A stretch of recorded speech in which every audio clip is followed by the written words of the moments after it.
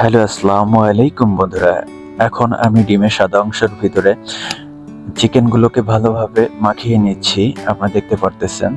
চিকেনগুলোকে ভালোভাবে মাখিয়ে নিয়ে উঠিয়ে রাখছি। উঠিয়ে রাখার পর চিকেন ফ্রাই বানানোর জন্য যে সকল মশলাগুলো আমি এখানে রেডি করে রাখছি, সবগুলো একসাথে মিশিয়ে নিব এখন।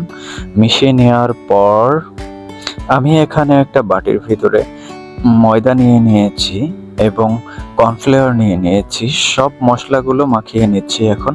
মাখানোর পর চিকেনগুলো এখানে ভালোভাবে মাখিয়ে নিচ্ছি। আপনারা দেখতে পারতেছেন। আগে কিন্তু ডিমে ভিজিয়ে রেখেছিলাম চিকেনগুলো। আপনাদের মনে আছে কিনা জানি না। যাই হোক, এগুলোকে ভালোভাবে নেড়েচেড়ে মাখিয়ে নিয়ে এখন আমি সবগুলো রেডি করে রাখছি। অলরেডি বন্ধুরা আমরা প্যানে এটাকে দিয়ে দিয়েছি। বাদামি কালার চলে আসছে। কালারটা জাস্ট ওয়াও একটা কালার চলে আসছে। আপনারা দেখতেই পারতেছেন। কিছুক্ষণের ভেতরে এটাকে উঠিয়ে নিব। চিকেনগুলোকে পরিবেশনের জন্য আমি একটি পাত্রে উঠিয়ে রাখছি। দেখেন এখন কি সুন্দর লাগতেছে, জাস্ট ওয়াও। খেতেও নিশ্চয়ই অনেক সুন্দর স্বাদ আসবে। আপনারা এভাবে বাড়িতে সবাই বানাতে পারেন। অসংখ্য ধন্যবাদ। চ্যানেলটি সাবস্ক্রাইব করে আমাদের সাথে থাকবেন।